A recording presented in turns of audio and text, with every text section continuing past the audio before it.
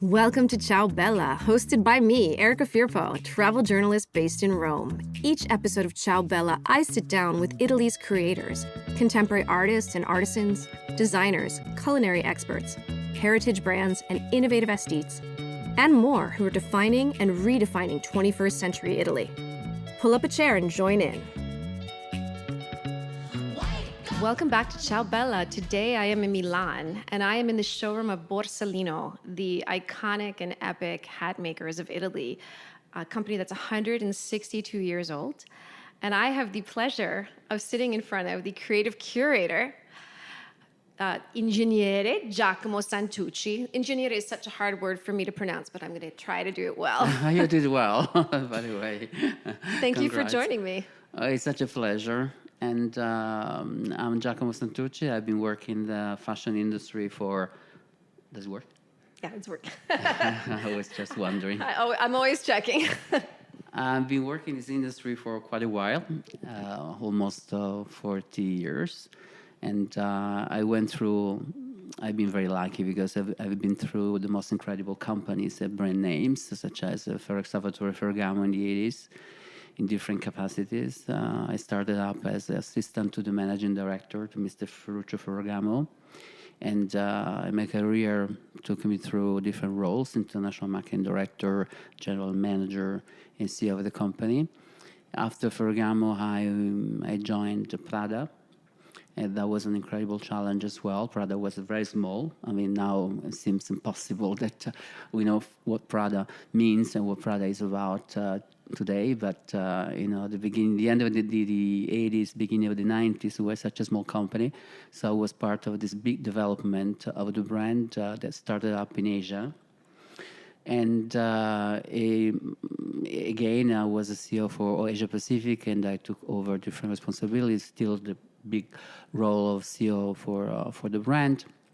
I went through major acquisitions in the end of the 90s. And again, I think we were kind of pioneers because acquisitions were more related to the 2004, 2005 kind of times. And we did, as you remember, I was at Prada. We did the Helmut Lang acquisition, Jill Sander in Hamburg, and I made a joint venture with Louis Vuitton, and the company was LVP, Louis Vuitton Prada, and we bought Fendi. So we've been so lucky to go through all these incredible experiences in terms of acquisition as well. And in 2001, I joined Gucci as the president CEO. And even that moment of my life was very fulfilling and very satisfactory because obviously I had the chance to work with Tom Ford and with Domenico De Sole, which was the president of the Gucci Group. That must have been incredible. That was an incredible experience. I've been lucky, so all the experiences were incredible. Ferragamo, Prada, Miuccia, working with Miuccia and Mr. Bertelli was such a thrill. It was such a learning curve. I learned a lot, from Mr. Bertelli. And Ferragamo and Dolce & Gabbana were incredible too.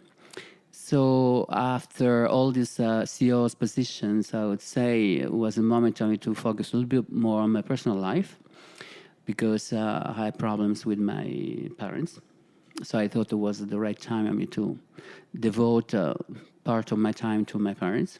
And unfortunately, obviously, both of them, they were in difficult times. They were very sick. So I lost my father in 2009, and then I lost my mother 4 years on the road. But, I made the right choice because it's important in everybody's life, to really understand priorities and values. And that, in my life, I've been taught to give such an importance, to family values and to these kind of things. So I decided to step out from these big roles and to be consultant instead. And that's what I'm doing now. I've been through these wonderful projects, even as a consultant with Moncler, the turnaround of Moncler, the back-to-back from Mittel to Carlisle, and, many, many projects. I'm sitting in different boards. So that's what I'm doing now. And among other things, as I was mentioned to you before, I crossed this wonderful brand, which is Borsalino. And just because of a very curious meeting with a friend of mine, that was the CEO at the time for Borsalino. He introduced me the financial guy, Filippo Camperiot, that was about to buy the company. He was going through all this, can I call it like Chapter 11 situation for the brand.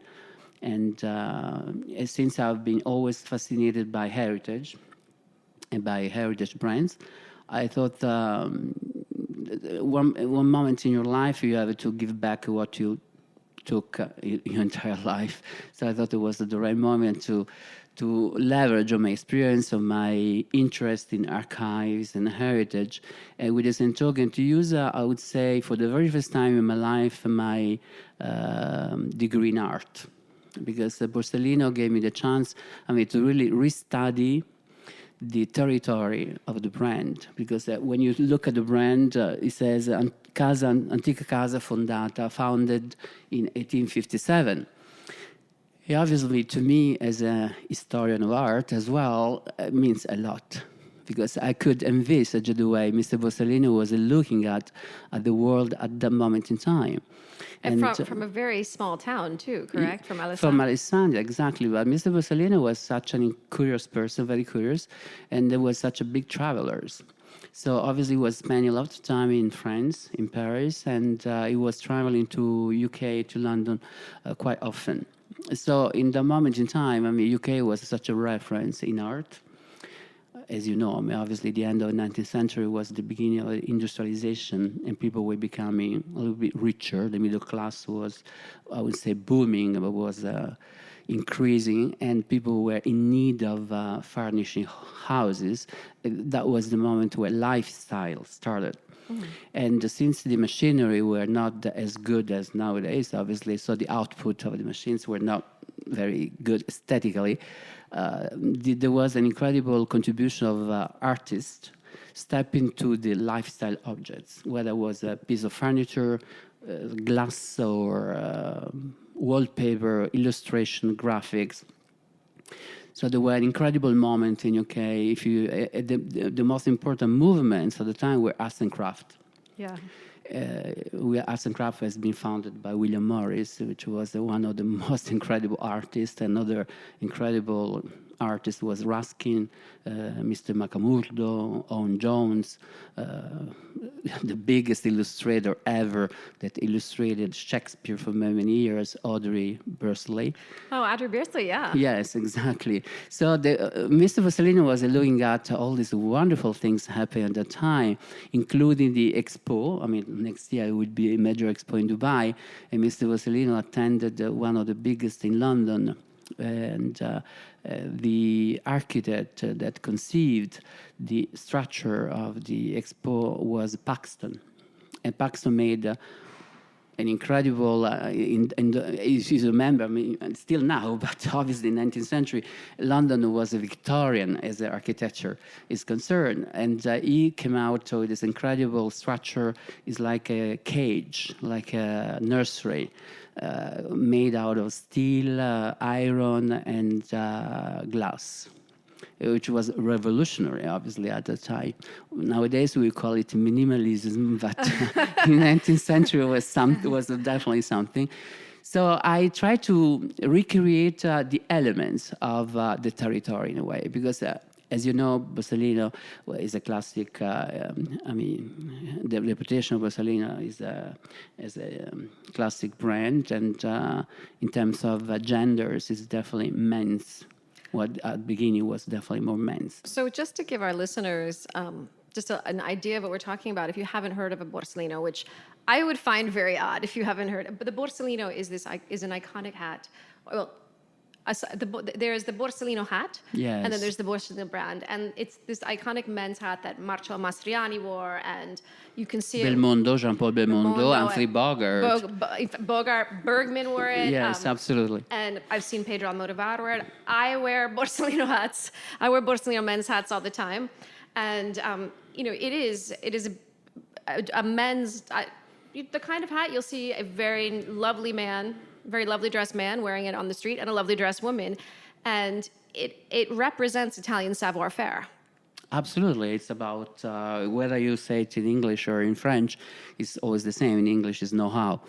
I mean, the know-how and the heritage of the brand still remains. It doesn't mean that you're going to change the DNA of the brand, which is quality, craftsmanship. That's why I was referring to that period of time, because that's the boom of arts and craft. And if I have to think about how to position the brand, it's definitely arts and craft. And so the craftsmanship and the savoir-faire, the know-how and the skills, the manufacturing skills for classic hats, men's hats, still remains, and there's a jewel of the crown for us. So we want to keep it as much as we can. We're going to treasure as much as possible this element. It's going to stay forever. But with the same token, obviously, that's why I'm saying I'm trying to understand exactly what was going on at that moment in time, and to take the most creative part of it, and to communicate, I mean, to the nowadays world, that the beauty of the moment that Mr. Borsalino was watching, and was experiencing himself, can be conveyed in a way, I mean, to younger consumer. So the issue nowadays is like either to stay in that niche of classic men's hat, which we are still there. Obviously, we're not gonna get rid of this, because, as I said, we're gonna put it in a different case as a piece of jewel. But with Token, the question we have to answer is what we want to do with the brand for the future. And the answer, I think, is very simple. Borsalino, just take into account what we said so far, deserves, I mean, to be the leader in the hat business, regardless the gender. And now we live in the world of fluid gender, inclusiveness, all this new value system, which is not new, but the emphasis we give to this, I would say, topics or conversation, it's very important, particularly for the young generation. So the only way, I mean, to talk, I mean, to the younger people is definitely to leverage on this, all these values, and the value system really belongs to the DNA of the brand, because it's a heritage. So we have the responsibility, I mean, really to ride the right wave in a way in terms of value system. But with this talk, I mean, to be leader means that you have to start a new dialogue, not only with the young generation, but with the different target groups. And obviously, if we talk about the hat business, I mean, the ladies business is becoming more and more important. If you look at the fashion shows in the last, I would say, 5 years, more and more, whether you look at Christian Dior or Gucci or the most relevant brands, I mean, the hat is always on the runway. So it's a sign of self-expression in a way. It's a sign of identity. It's also off the runway in streetwear. Exactly. So obviously, when we talk about ladies, the fashion touch, I would say, it's relevant. But when we talk to younger people, the street side of fashion is becoming relevant as well. So what I'm trying to, obviously, is a long journey. What I'm trying to do is to really let Borsalino start this kind of discussion that he never had before, for obvious reasons, because there were different times. But now we have the chance, and I would say the fortune, I mean, to start this kind of discussion with ladies and with the young generation. So what I did, obviously, is to go back to the past. So it's always I would say, in Latin, we say coincidentia oppositorum. So the dialogue of past, tradition, and modernity. Which is crucial because it's a dialectics that really works in conveying a lot of messages. I mean, to get from the past this territory, to be credible for what we put in the territory. That's why I go back, I mean, to the end of the 19th century, because that was the world that Mr. Borsalino was watching. It was the world he was describing in his letters, I mean, in his documents, and somehow in his archives as well. So I'm trying to take all this. Obviously, you couldn't use it in the 19th century. You couldn't put like a brush or a patch on top of a classic hat. But nowadays, just walking on the street, just thinking about the streetwear and the ladies' fashion, we can play with these elements. We can be playful. It's still maintaining this attitude of the 19th century, which is joie de vivre. which is the joyful part of life, to be ludic, to be fun, to be obviously contemporary. But with this talk, as I said before, to have a topic of a discussion, because every single group of hat can embrace a different challenge. Like if I wear a turban, turban relates to different culture. So it's a way to communicate to completely different kind of cultures. But with the same token, I can even embrace the fight of women against the tumor, for example, because they lose the hair, they face the problem, how I'm going to look fantastic, even though I lose hair, I'm going to wear a wonderful turban. Or I can have a discussion about nature, embrace another topic of discussion, which is the sustainability, or which is whatever. I mean, the elements of discussion are so many. And the hat is an accessory at the end, so it has a less mental inertia. I mean, garment is more difficult because people may feel more comfortable, less comfortable. But hat at the end is like a handbag, it's like a pair of shoes. You're there. Well, that's what I noticed with this collection. I had a chance to walk through. I love the fall collection, but I had a chance to look at the spring 2020 collection. Yeah, that's my first collection, because that was my very first one. It is so much fun, and actually hearing you talk about the arts and crafts in the mid 1800s, and now I see. So just to give everybody an idea of what we're looking at, traditionally we'll look at a lovely Panama hat or the Borsalino hat, but what. But they're still there. They're still there. Yes. What Giacomo Santucci has also brought along, there are, first of all, I love the baseball caps. There's a very cool, colorful baseball cap with, is it lucite, the visor? Yes, absolutely. So it's this translucent colored visor. They're beautiful painted hats. The women's hand painted, yes. I mean, and is that straw? Is that a raffia? I'm not sure the material. Yeah, it's that kind of material. Yes, it's very much like that, because you have to paint on top of it, so as to have the right, I would say, material to keep the colors in a way. And there are turbans. But again, the arts and craft, the hand painted things, is the arts and craft. lavorazione, yeah, exactly. Which obviously gets back to them. So the history is there, but with the Santoga, it's a modern graphic way, to represent ourselves in a way. So the hat is very classic in a way. The shape is classic, but the way you play with the hat, you paint it in a way, it gives a different attitude, different flavor, you feel different. Obviously, it's the different customers as well. And even all the patches, like the Borsalino, we call it, I don't even remember the way we call it, but the patch with the Borsalino in a very Gothic graphic. Oh, the emblem, yes. Yeah, the emblem, exactly. The emblem, it got the inspiration from an artist that is still 19th century, it's John Talbot. Oh. So I confess in all transparency that I get inspired for credible artists in that moment in time. So I always go back, to 1857. Always go back, to the inspiration coming from the end of the 19th century. We obviously reinterpreting, because all the brush, all the leaves, it's like a piece of jewel, which obviously reminds me of Lalique in France in that moment in time as well. So obviously I'm trying to play with all these elements because they're credible for Borsalino, because Borsalino was there. Okay, but now I can use it. Yeah. In the 19th century, the men's people, they couldn't ever, to wear a hat like this. But now with the young generation, with the fashion and this business, I can be more playful. I can express, I would say, 100% of this joie de vivre, this joy of life. The fun part to play with the product. But with this token, I said that the most relevant, which is the strategy for the future, is really to embrace a value system. So I would that's why I define myself as a creative curator, because for me, it's curating the brand. So embracing discussion with different people, regardless. Can be an artist, can be an industrial designer, can be a politician, can be a normal person, to have a curatelle, to have a curation of some topic we discuss together. It can be one of the topics you just pointed out before. And we just talk to express the dialogue in digital with the right customers and keep going in that direction. So it's more curatorial kind of approach to the brand.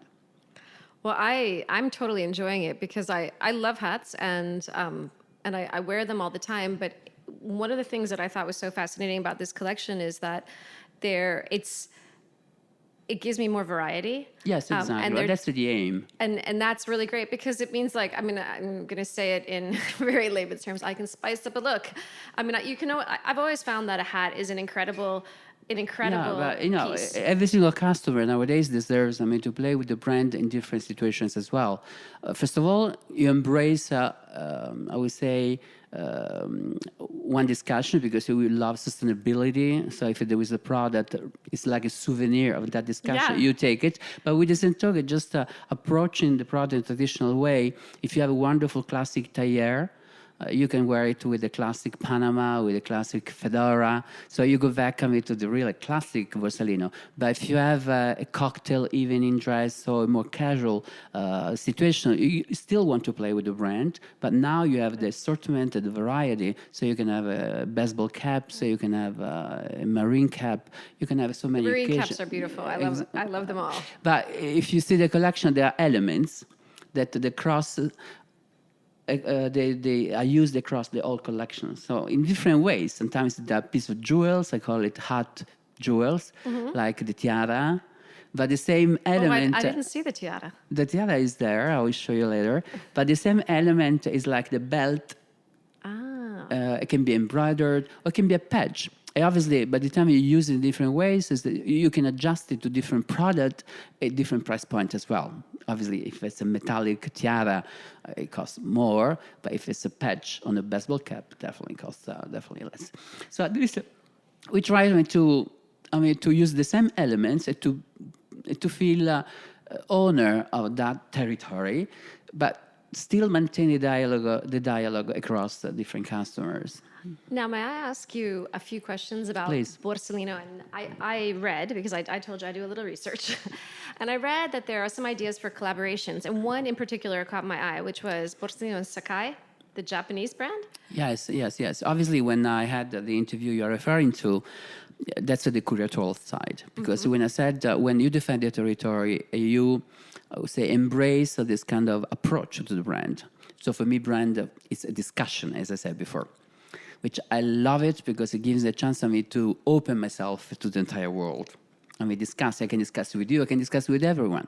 As long as there is a topic that gives social capital value in a way. Because that's the challenge for the young generation and for the future. That justifies as well the sustainable part of the business. So the question was, I'm sorry, I lost a little myself. The question I was asking about collaborations, and I had heard. Yes, the article you read. Yes, obviously, since my approach is curatorial, my dream, let's call it dream so far, because I have to start from a very specific ground that explains to people exactly what I have in mind. But then, obviously, you know that in business there are a lot of things that have to be checked out, like production, deliveries, price points, all these kind of things. But when the machine is ready, the curatorial definitely is going to give me the chance for me to talk to collaborate. But I don't like the word collaboration because it seems just a marketing thing. That's why I said I want to embrace topics and value systems instead.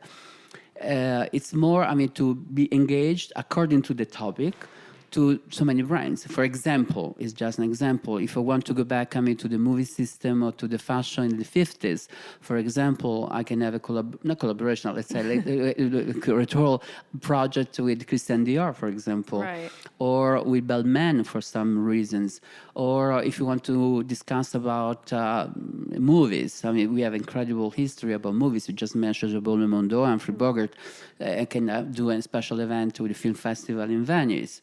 Or for the streetwear, I can have a collaboration or a curatorial project with the Sakai, because Sakai is such much in demand, or Virgil Abloh. Obviously, it's just a dream because I haven't talked to these people. But I think it's easy when you are Borsalino, because you are such an important brand. You are not just the last brand sitting in the last row of the bus, but with the same token. We discuss about something. So if there is a value system behind, I don't think people will be reluctant in a way to say, no, I don't want to discuss about women facing the problem of the tumor, because it's an opportunity to them as well. So we do it together to sensibilize people towards how can improve the world at the end. how can we improve ourselves, how we can feel more comfortable with ourselves. Self-expression, I call it. But with the Santucci, to help the entire world, to move forward, to move on. Oh, I feel like you've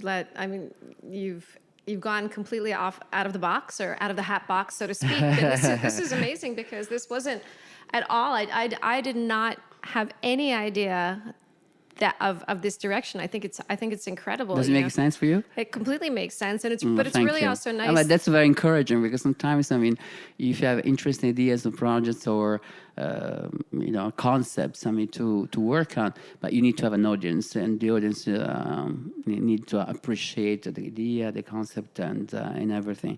So if you like it, it's a good encouragement to move on and to keep going that direction. Well, I think especially with heritage brands, it's really, really important, the conversations that you're bringing up, because I think it would be really easy just to be a heritage brand. Exactly. But what you're saying is no, you have to, you're completely bringing it to the relevancy of today and this next generation. Because we have that kind of responsibility. At the end, it's really to be aware of the responsibility we have nowadays, and not just to play with the heritage.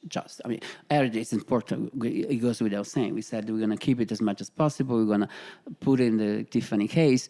But with the Santucci, the modernity, it's the way you discuss it, you communicate with the future generation at the end. So I have one last question to ask you. Yes. How many hats should a person own? The answer is more or less what I was trying to articulate before. I want to have a very special relationship with the final consumer, and to give it to them according to the different situations they want to face or the way they feel in that moment in time, because in everybody's life, you feel sad, you feel happy, you feel melancholic, you feel sexy. There's so many attitudes you may have. And sometimes you have difficulties in expressing that kind of feeling, that kind of attitude with a total look in a way. But with an accessory in a very settled way, you can definitely express that attitude and that feeling. So hats, for me, that's why I talk about we are lucky because we're working on accessories. With a hat, we can definitely express that. We give the people, the chance in so many situations, in so many ways, to express their own feelings. So I would love, for the consumer to have many hats. If it was just a heritage and classic, how many classic hats you can buy? But if I give you different ways, different reasons, obviously, to have these conversations, like having tea together, and all traveling. You go to a place and you take a little postcard, a little souvenir of that experience, because at the end, it's an experience very important in your life. And I would say many hats. I would agree. You would tend to agree. I'm very happy with that. Well, thank you so much for taking the time to speak with me. It's a pleasure. I want to go see the tiara now. Will you take me? Absolutely. Let's go. Let's go immediately. Thank you. Thanks for listening to this week's episode of Ciao Bella. If you'd like to know more about today's guest, please visit ciaobella.co and click on the podcast link, or go directly to ciaobella.co/podcast. Want more Italy? You can find all my episodes on iTunes and Spotify and Stitcher. When you have time, subscribe to iTunes and rate the podcast. What are you waiting for? And if you want to be part of the podcast, email me or DM me your Italy questions. To learn more about me and my work, go to my website, ericafirpo.com, and follow my Italy adventures on Instagram at ericafirpo. Ciao, Bella! And a very big thank you and hug to Massimiliano Yonta and Disc to Disc Studios, the producers of Ciao Bella, who continue to make me sound and feel great.